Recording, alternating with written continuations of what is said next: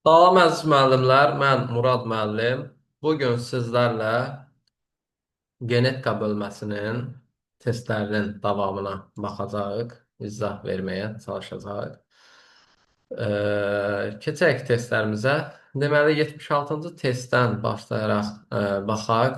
Gözəyarı testləri belə deyək, seçib də izah verməyə çalışacağam. 76-dan baxaq testlərə. 76-da nə deyir bizə? Deyir ki, əlamətlərdən bir cütü üzrə ünsiyyətin aralıq xarakteri müşahidə olunduğu halda iki dihidrozigot fərd çarpazlaşıbdır və valideyn fenotipindən fərqli fərdlərin sayı ümumi nəslin neçə faizi təşkil edir, bunu soruşur bizdən və ilişkilik yoxdur. Burada mən bilirəm ki, iki dehidrozigot fərdin çarpazlaşması nədir? Böyük ya kiçik ya böyük B, kiçik B çarpazlaşsın böyük ya kiçik ya böyük B, kiçik B ilə. Burada bir əlamət üzərindən natamam dominantlıq dediyinə görə fenotip sayım nə olacaq? 6 fenotip olacaq. Fenotip olmuş olacaqdır. Bu sadəcə qısa bir qeyddir. Konkret yadınızda saxlamağınızda fayda vardır. Əgər iki əlamət üzrə natavan dominantlıq desək, bu dihidrozigot çarpazlaşmada, bu zaman onlar nə? 9 fenotip əmələ gəlmiş olar. Burada artıq bizim testimizdə çarpazlaşma zamanı alınan fərdlərdən biz bilirik bu nədir? 2 dihidrozigot fərdin çarpazlaşması Pennet cədvəli avtomatik yadınıza gəlsin. Mendelin 3-cü qanunu əlamətlərin sərbəst paylanması. Burada əmələ gələn fərdlərdən böyük A, böyük A, böyük B, kiçik B. Bir əlamətə görə heterozigot olanlardan. Bundan iki dənə bilirik ki, bir əlamətə görə heterozigot olan fərdlər nə idi? 2, 2, 2, 2 nisbətində idi. Bu, valideyndən fərqli olacaq əmələ gələnlərdən. Sonra, əmələ gələn fərdlərdən valideyndən fərqli olan, valideyn fenotipindən fərqli olan böyük A, kiçik A, kiçik B, kiçik B şəklində olsun. Bir də olsun nə? Bir də olsun kiçik A, böyük B, kiçik B. Bu şəkildə olsun. Bunlar nədir? Valideyn fenotipindən fərqli olan olsun. Mən bir əlamət üzərindən natamam dominantlıq deyirəmsə, məsəl üçün A əlaməti üzərindən, böyüyə, kiçiyə, bunun üzərindən mən natamam dominantlıq qeyd etsəm, yəni qəbul etsəm, artıq bu yazdığım 2, 2, 2 fərdlər nədir? Valideyndən fərqli fenotipə sahib olmuş olacaqdır. Və əlavə olaraq 4 dənə də nəyim olacaq? Hər iki əlamətə görə homozigot olan fərdlərim. Bunlar nədir? Valideyn fenotipindən fərqli olacaq. Və ümumi saydığım zaman 2, 4, 6, 4 dənə də burada 10 dənə fərdim deməli nədir? Valideynindən fərqlidir. Onu bölərəm ümumi fərd sayına 16-ya, vuraram 100-ə. Buradan da 62,5 nəticəmi almış olaram. Demək ki, nəymiş? 2 dihidrozigot fərdin çarpazlaşması zamanı bir əlamətə görə natamam dominantlıq varsa, burada mənim ümumi 6 fenotipim əmələ gələcək. Bir ilk öncə bunu yadımda saxlayıram, əlavə məlumat kimi. Və əmələ gələn fərdlərdən 10 dənəsi nədir? Valideynin fenotipindən fərqli fenotipə sahib olmuş olacaqdır. Və bu ümumi nəslin 62,5 faizini təşkil edəcəkdir. Belə doğru cavabımız olacaq B variantı. Daha sonra keçək növbəti sualımıza. Bu cədvəli əgər siz əzbər bilsəniz bu şəkildə hansı fərddən nə qədər əmələ gəlir, hansı genotipdən nə qədər əmələ gəlir, bunu əzbər bilsəniz bu cür sualları elə mən qeyd etdiyim kimi qısa konkret tez bazar qeyd edib baxa bilərsiniz ki, orada sizdən nə soruşursa onu qeyd edirsiniz və ümumi alınan fərd sayı üzərindən faiz nisbətini tapıb yazırsınız. Daha sonra baxaq 81-ci testimizə. Hansılarda qametlərin saflığı hipotezini tətbiq etmək olmaz deyir. Qametlərin saflığı hipotezində dedim nədir? Qametə allel genlərdən ancaq bir dənəsini verə bilərəm. Tutaq ki, mən yazıramsa böyük A, kiçik A, tutaq ki, bu şəkildə. Mən qamət alıramsa buradan, qamət bir dəfə böyük A genini daşıyacaq, bir dəfə də kiçik A genini. Bu eyni anda həm böyük A-nı, həm də kiçik A-nı və yaxud da böyük A yazmışamsa, qamet ancaq bir dənə nə daşıya bilər? Böyük A genini daşıyacaq. Yəni eyni anda qametə AA bu şəkildə eyni allel genlərin hər ikisini eyni anda nə edə bilmərəm? Verə bilmərəm. Bu qametlərin saflığı hipotezini pozar. Qamet haploid xromosom dəstinə malikdir. Allel genindən yalnız birini daşıyar. Diploid orqanizmdən qamet əmələ gələn zaman. Daha sonra baxaq testimizə. Testdə bizə eyni şeyi soruşur. Qametlərin saflığı hipotezini tətbiq etmək olmaz deyir hansında. Baxın, birinci variantımızda görürsünüz, homoloji xromosomlarda bir telində qeyri-allel genlər düzülüb, digər telində də yenə qeyri-allel genlər düzülmüşdür. Və buradan qamet aldığım zaman qametim əgər ki, kombinativ dəyişkənlik, kombinasiya yaranması baş verməyibsə, crossover over baş verməyibsə, qametlərim nə olacaq? A, B, C şəklində olacaq. Digər teldən də yenə də kiçik A, kiçik B, kiçik C şəklində genlər qametlərə düşmüş olacaq. Yenə ikinciyə baxdığımız zaman yenə də görürsünüz, ayrı-ayrı tellərdə olduğundan bir dəfə böyük A-nı, bir dəfə də kiçik A-nı qametə vermiş olacaq. 3 yenə eynidir. Həmçinin ikincidə baxsaq B, C, digər teldə də kiçik B, kiçik C olduğundan hər biri ayrı-ayrılıqda qametlərə qeyri-allel gen olaraq düşmüş olacaq. Heç bir problem yoxdur. Əsas odur, allel genlərin ikisi eyni anda düşməsin. Üçüncü variantın verilən digərlərinə baxdığımızda C yenə tamamilə başqa homoloji xromosomdur və homoloji xromosomun fərqli tellərindədir. Böyük C və kiçik C. Deməli, bir dəfə böyük C-ni sərbəst, bir dəfə də kiçik C-ni sərbəst şəkildə qamətə verəcək. B-ləri də eyni şəkildə. Amma məsəl üçün 4, məsəl üçün burada verilib bizə. 4-ə baxdığımız zaman görürsünüz, bir telin üzərində allel genin hər ikisi dayanır. Yəni qametə keçdiyi zaman bu nə cür keçə bilir? Məsəl üçün böyük A, böyük A şəklində məcburdur da bu şəkildə. Amma mən demişəm ki, nədir?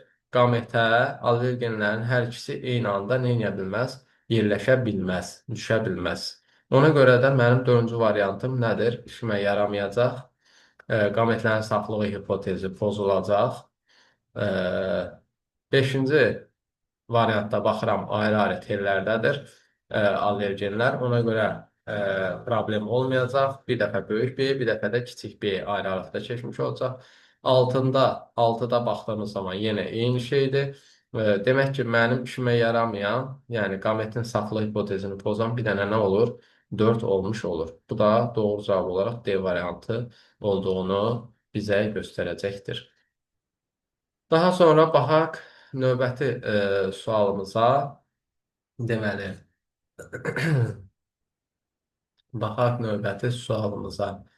Məsəl üçün, baxaq 85-ci suala baxaq.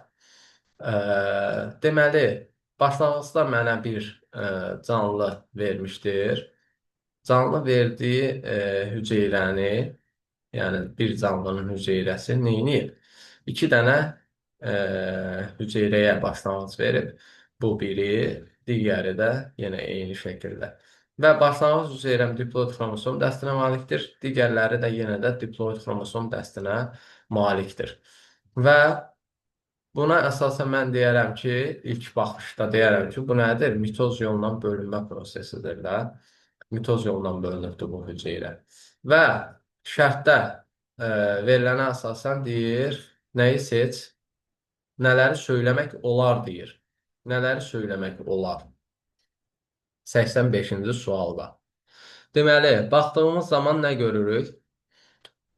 Qütblərə yalnız tək xromotidli xromosomlar çəkilmişdir. Mitozda bilirik ki, nədir? Anafazada ancaq tək xromotidli xromosomlar çəkilir və salam. Yəni, burada çift xromotidli bütöv xromosom şəklində qütblərə çəkilmə baş verməyəcəkdir. Yəni, birinci variantım nədir? Doğrudur. Demək olar yəni bunu. İkinci variantında anafaza mərhələsində xromosom, xromotid və DNT molekullarının cəmi deyir 10N olmuşdur. Bu yanlışdır.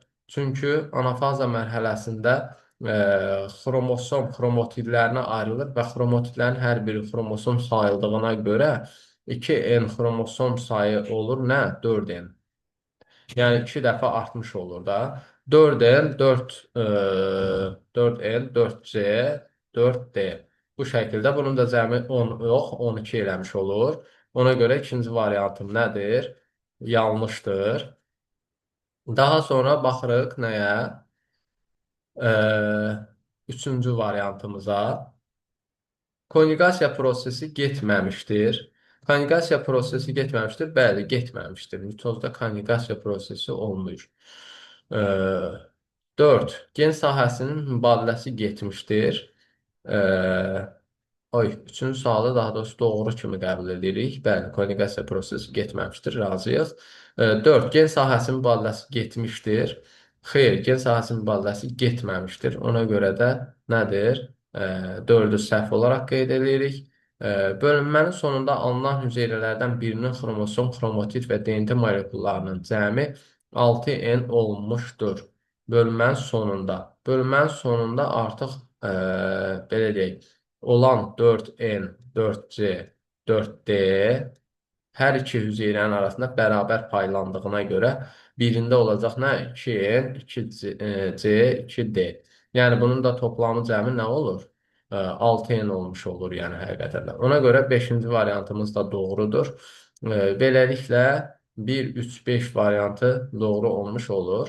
Bölünməyə daxil olan hüceyrənin xromosom, xromatid və DNT moleküllərinin cəmi 6N olmuşdur deyir. Bölünməyə daxil olan hüceyrənin xromosom, xromatid və DNT molekullarının cəmi 6N olmuşdur. Xeyr, bu da yanlış olacaqdır. Bəli. 1, 3, 5 deməli nədir bizim? Doğru variantımız olmuş olacaqdır. Daha sonra baxaq növbəti sualımıza. Növbəti sualımız olacaq. Baxaq. Yenə də belə çizgilərlə verilmiş bir sual. 88 məsəl üçün. 88-də nə deyir mənə? Deyir, sxema əsasən nələri söyləmək olar? Sxemdə bir hüceyrədən 4 hüceyrə yaranıb. Bu mənə başlanğıc fikir olaraq meyoz prosesi getdiyini deməyə imkan verəcəkdir. Və həmçinin baxsaq, görsək ki, xromosomlara görürsüz, birini tam rənglənmiş şəkildə, digərini içərisi boş şəkildə verib. Amma sonra nə baş verib? Bir xromosom yenə valideyndəki kimi, 3 xromosomu yenə valideyndəki kimi, amma 2 və 4 xromosom telini görür ki, nədir? Yarısı atadan, yarısının anadan. Yəni, burada nə baş verib? Crossing over baş veribdir. Ona görə də bunun yenə də meyoz olduğunu biraz daha dəqiq deyə bilmiş oluram. Daha sonra deyir, nələr söyləmək olar? Nələr söyləmək olar? Baxaq. Deyir, 1 və 4 rəqəmi ilə 1 və 4 rəqəmi ilə deyir mənə işarələnmiş qametlər kombinativ dəyişkənliyin əmələ gəlməsinə iştirak edə bilər. 1 və 4. Baxın, 1 və üzr istəyirəm, 2 və 4, 2 və 4 deyir. 2 və 4 rəqəmi ilə işarələnmişlər, deyir, kombinativ dəyişkənlikdə iştirak edə bilər.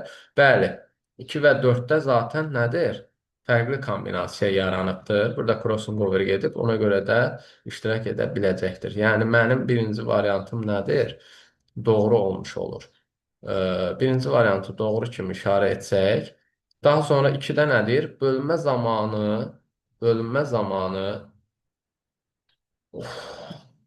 zamanı deyir, qütblərə həm cüt, həm də tək xromatidli xromosomlar çəkilir. Bəli, meyoz 1 anafaza, meyoz 2 anafazasının hər birində fərqli. Birində cüt xromosomlu, digərində tək xromatidli xromosom nədir?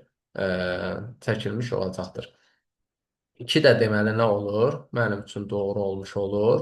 Daha sonra baxacam. Üçüncü, bölünmə zamanı 3 hüceyrədə konjugasiya prosesi getmiş olur.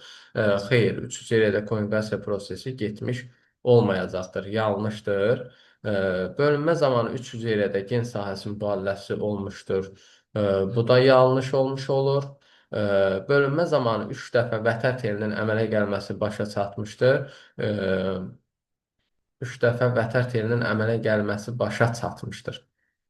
Bəli, bu doğrudur. Məsəl üçün, bax, bir hüceyrə bölündü 2 dənə hüceyrəyə, sonra o da bölündü 4 dənə hüceyrə əmələ gətirdi.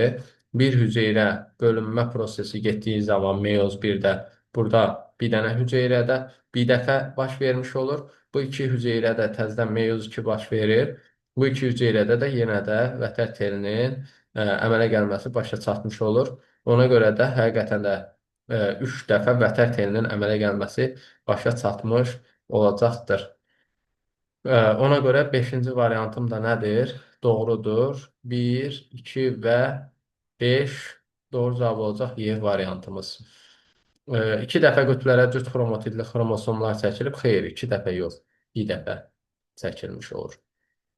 Belə, e, növbəti sualımıza baxaq. Növbəti sualımıza baxaq. Bu ekran niyə belə oynayır bilmirəm.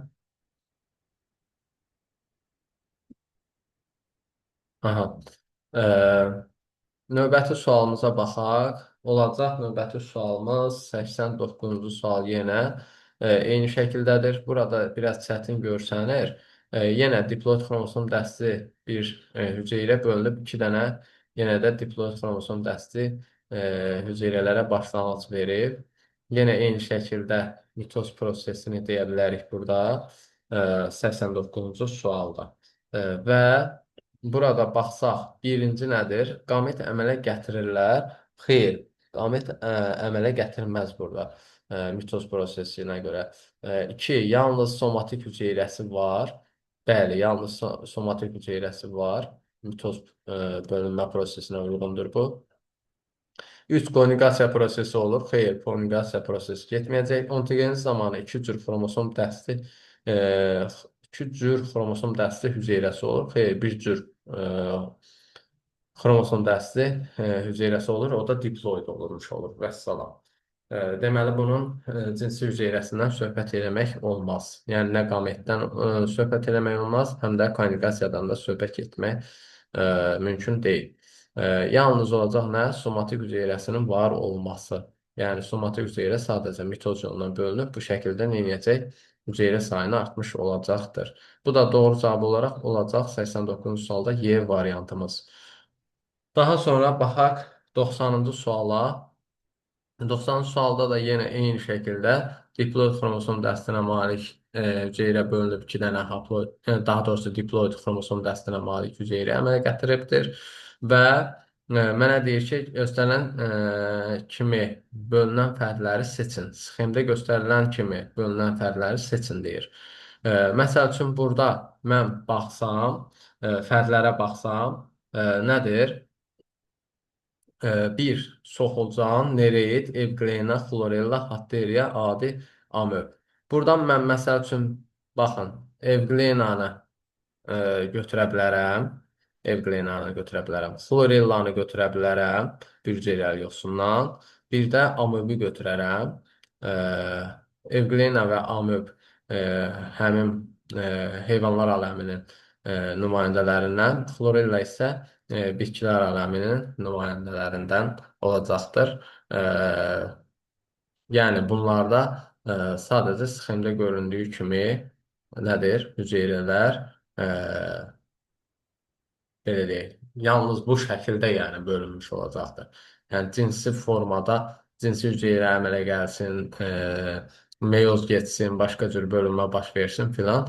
Bu canlılarda bu baş verməyəcək. Sadəcə qeyri-cinsi yolla bu şəkildə bölünmə baş verəcək. Buna uyğun olaraq cavabımız olacaq 3, 4, 6, yəni B variantımız. Daha sonra baxaq növbəti suala.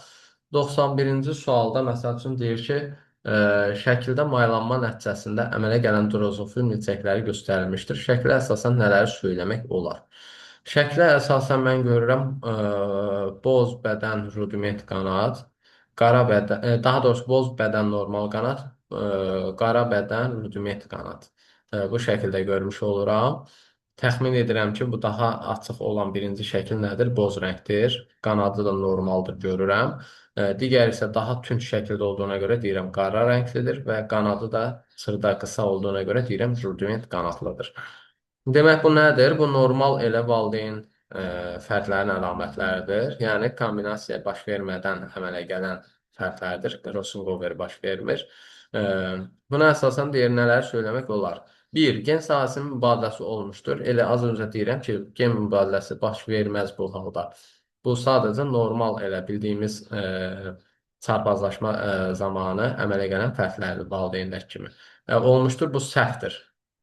İki, qütblərə həm cüt, həm də tək xromatidli xromosomlar çəkilmişdir. Burada mən deyərəm, ikinci variantım doğrudur. Çünki burada meyoz prosesindən söhbət gedir. Meyoz prosesi olduğuna görə də həm cüt, həm də tək xromatidli xromosomlar çəkilmiş olacaqdır. 2 doğrudur. 3 konjugasiya prosesi olmuşdur. Yenə də doğrudur. Kombinativ dəyişkənlik baş vermişdir. Elə birinci ilə dördüncü başda eyni sözü deyir. Ona görə 4 də yanlışdır. Doğru cavab olacaq 2, 3, yəni B variantım. Əgər əmələ gəlsəydi boz bədən rudiment qanad, tamam, bir valideyndən biri, bir valideyndən biri. O zaman kombinativ dəyişkənlik baş vermiş olardı. Gen sahəsinin mübadiləsi baş vermiş olardı. Amma bu halda normal ata və ana kimi fərqlər əmələ gələn zaman biz bu sözləri deyə bilmirik. Belə, növbəti sualımız 92-ci sual. Sxemdə göstərilən bölünməyə malik fərd haqqında nələr söyləmək olmaz? Bu nədir? Yenə də meyoz prosesidir. Bir hüceyrə bölünüb 4 hüceyrə əmələ gəlib və bu 4 hüceyrədən 1 ilə 3-ü çıxma şərti ilə digərləri nədir? Crossover baş verərək əmələ gəlmişdir. Burada deyir, nələr söyləmək olmaz. Deməli, mən birinci baxdığım zaman, birinci yəni verilənə baxdığım zaman görürəm bu fərd ontogenezi zamanı iki cür xromosom dəsti hüceyrələrə malik olur. Bunu məsəl üçün söyləmək olar. Amma məndən olmazı soruşur. Bunu söyləmək olar, ona görə də bunu götürmürəm. Daha sonra baxıram, bu fərdin iştirak etdiyi mayalanmada kombinativ dəyişkənlik baş verməz. Baş veribdir də fakt. Ona görə də bunu 2-ni deyə bilmərik. Mənə də zaten deyə bilmədiklərimiz lazımdır. 3. Somatik hüceyrəsinin bölünməsi zamanı qütblərə yalnız tək xromatidli xromosomlar çəkilir. Bəli, bunu deyə bilərəm. Həqiqətən də somatik hüceyrəsi bölünəndə nədir? Ancaq mitozun ana fazasında tək xromatidli xromosomlar çəkiləcək. 4-də nədir? Bu fərq arxa erasında əmələ gəlib. Xeyr, arxa erasında əmələ gələn nə idi? Bakteriya idi. Bunun ondan heç bir əlaqəsi yoxdur. Bunu da demək olmaz. Ona görə də olmazları götürdüyüm zaman cavab olacaq B variantı, yəni 2 və 4. 93. 93 93-də deyir, toxumluğun yetişmə zonasında bir cüt qeyri-allel geni olan genotipin bölünməsi nəticəsində zonanın sonunda neçə cür qamet əmələ gələr? Bir cüt qeyri-allel genə, tutaq ki, bu 1, bu da olsun 1. Yəni bir cüt qeyri-allel gen olmuş oldu. Bu deyir qamət əmələ gətirən zaman yetişmə zonası sonunda neçə cür qamət əmələ gələr? Bu zaten əmələ gələn hüceyrələrin bir dənəsi qamət olur. Qalan 3 dənəsi yönəltici simcik olur. Bunun bir dənəsi düşəcək. Tutaq ki, olsun nə? Böyük A, böyük B. Bu düşəcək qamətə. Qalan hissə nə olacaq? Böyük A, kiçik B, yönəltici simcik. Kiçik A, böyük B, yenə yönəltici simcik. Kiçik A, kiçik B, yenə yönəltici simcik olmuş olacaq. Yəni mənim bir cür qametim əmələ gəlmiş olacaq. O da olacaq nə? B variantı. Daha sonra baxaq növbəti suala. 94-cü suala baxaq. 94-də bizə nə deyir?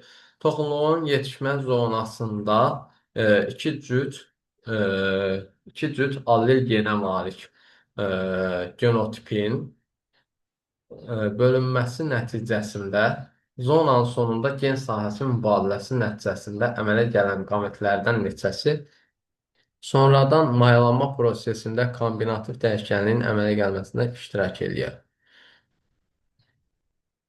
Hə, deməli, bu gəlməsinə iştirak edir. Tamam. Baxaq,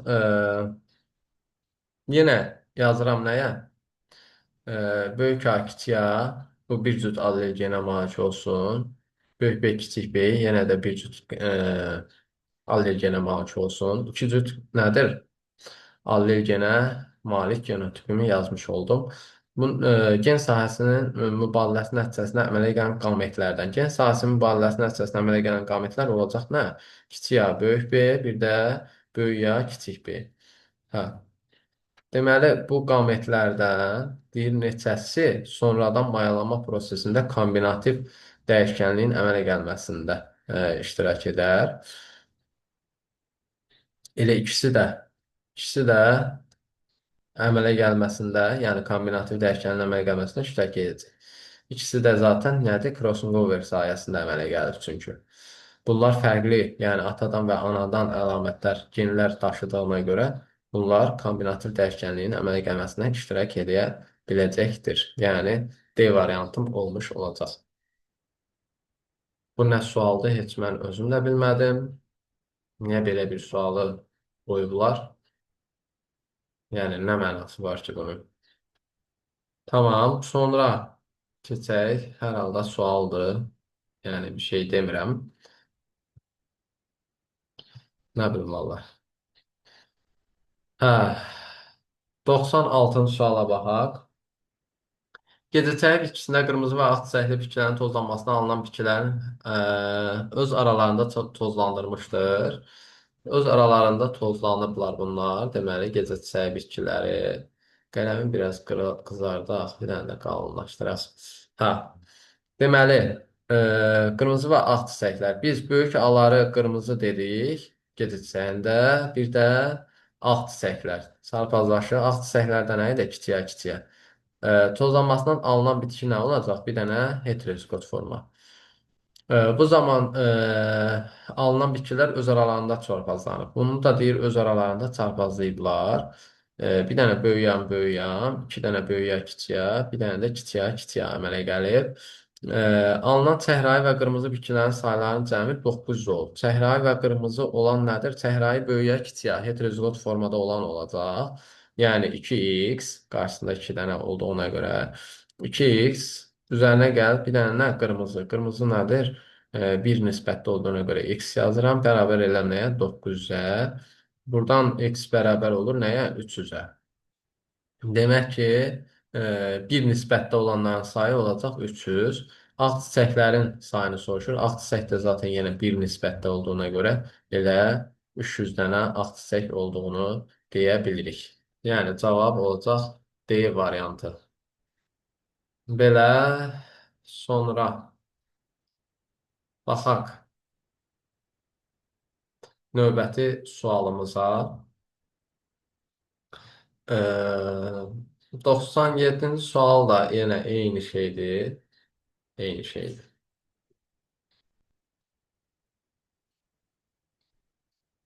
Burada da zaten soruşan nədir? Alınan nəsildə fenotip valideynlərdə olduğu kimi olan bitkilər. Valideynlərdə yəni qırmızı və yaxud da ağ olan bitkilərin sayını soruşur. 500, daha doğrusu soruşmur. Bitkinin sayı 500 olub deyir. Bitkilərin ümumi sayını tapın. Bu qırmızı və ağlar elə olsa əgər alınan bitkilər öz arasında tozlanmışdır. Bəli. Alınan bitkilər bir nisbətində olanlar 500 olubsa, digər çəhrayı da nədir? 2 nisbət olduğuna görə elə avtomatik 500 olmuş olacaq. Və 500 üzərinə də 500 gəlsəm eləyəcək nə? 1000 eləmiş olacaqdır. Deməli, ümumi fərdimin sayı 1000 imiş. Daha sonra baxaq nəyə? Neçənci suala. Məsəl üçün 100-cü suala baxaq. 100-cü sualda nə deyir? Yenə heterozigot fərd çarpazlaşdırılıb. Çarpazlaşma zamanı alınan nəsildə bir cüt allel genə malik fərdlərin sayı ümumi nəslin neçə faizini təşkil edir? Bir cüt allel genə malik olan fərd nədir? 4 dənə dihidrozigot olan fərdimdir də. Böyüyə, kiçiyə, böyük bir, kiçik bir. Bu nədir? Bir cüt allel genə malikdir. Bir dəqiqə, bir cüt allel genə. Bir cüt allergenə sahib olan bu olmayacaq, üzr istəyirəm. Bir əlamətə görə heterozigot, digər əlamətə görə homozigot olanlar olacaqdır. Böyüyə, kiçiyə, tutaq ki, böyük B, böyük B. Yəni nələrim olacaq? Həmin bu 2-2-2-2 nisbəti var idi ha. Genotip nisbətində 2, 2, 2, 2. Bax, onlar olacaq həmin bu bir cüt allergenə malik olanlar.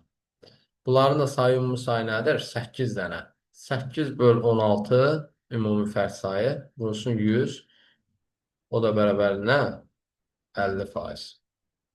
Yəni 100-cü sualda cavabımız olacaq A variantı. 2 cüt demiş olsaydı, hə, lap birinci dediyim kimi, etdiyim kimi etmiş olardı. Məsəl üçün 101-ci sualda nə deyir? Yenə heterozigot, dihidrozigot fərdin çarpazlaşmasıdır. Burada nə deyir? Allergen cütü olmayan. Allergen cütü olmayan soruşur burada. Allergen cütü olmayanlar homozigotlar olmuş olacaq. Yəni nələr? Həmin bu 1, 1, 1, 1 nisbətində. Ümumi demirdikmi ki, 9 yox. Ümumi demirdikmi ki, 4, 2, 2, 2, 2, 1, 1, 1, 1 nisbətindədir bu genotip. 2 dənə də heterozigotun fərdinin çarpazlaşması zamanı. Bu 4 dənə nə idi? Hər iki əlamətə görə heterozigot. 2, 2, 2, 2-lər nə idi? Bir əlamətə görə heterozigot, digər əlamətə görə homozigot. 1, 1, 1, 1-lərdəki hər iki əlamətə görə homozigotlar idi də. Allergen cütünə malik olmayanlar da hər iki əlamətə görə homozigotlar, yəni 1-1-1-1 nisbətində olanlar. 4 dənədir yəni. 4-ü bölərəm 16-ya, vuraram 100-ə, o da eləyəcək nə? 25%. Yəni C variantı olmuş olacaqdır 101-ci sualda. Daha sonra baxaq növbəti sualımıza. Növbəti sualımız, baxaq görək.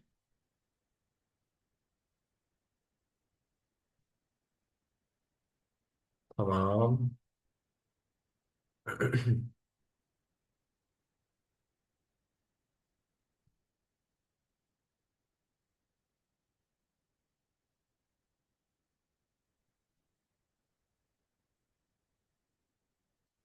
Bunlardan da bir dənəsini eləyək baxaq. Məsəl üçün 111-ci sualda nədir? Hansı mayalanmalar zamanı əmələ gələn genotiplərdən qeyri-allergenlər cütü olmaz? Qeyri-allergenlər cütü olmaz. Qeyri-allergen hansında yoxdursa, onda olmayacaqdır da. Məsəl üçün bu 2-də olacaq qeyri-allergen cütü. 1-də olmayacaq. Çünki heç burada ikinci bir əlamət yoxdur axı. Ona görə heç bunun adını çəkməyə dəyməz. Bir nağdadır. Yəni burada olmayacaq. Burada nə əmələ gələcək? Bir dənə böyüyə, kiçiyə. Burada qeyri-allergen görürsən, yox. Allergenlərdə ancaq böyük ayla kiçiyə. Amma məsəl üçün 2-də görə bilərəm. Kiçik ayla böyük bir nə olacaq? Qeyri-allergen olmuş olacaq. 3-də görərəm. 3-də görərəm, 4-də görərəm, 5-də görərəm, 6-da da görərəm. Bir dənə nədir? 1-də görməyəcəm. Yəni, Y variantım olmuş olacaqdır cavab. Belə, əziz müəllimlər, mən düzdür, burada da müəyyən dərəcədə normal suallar var idi, amma ümumilikdə götürəndə genetika bölməsi elə də nəzərə çarpan, belə deyək, gözə batan, belə dərin suallar görmədim mən. Hər halda bəzi sualların izahını verməyə çalışdıq sizlərə. İnşallah ki, sizlər üçün faydalı olar. Növbəti mövzuların hansı olmağını istəyirsinizsə, rəy bölməsindən mənə bildirə bilərsiniz və mən sizlər üçün bu cür sual izahlarını çəkib paylaşacağam. Belə əziz müəllimlər, dinlədiyiniz üçün təşəkkür edirəm. Gələn videolarda görüşmək ümidi ilə. Sağ olun, salamat qalın.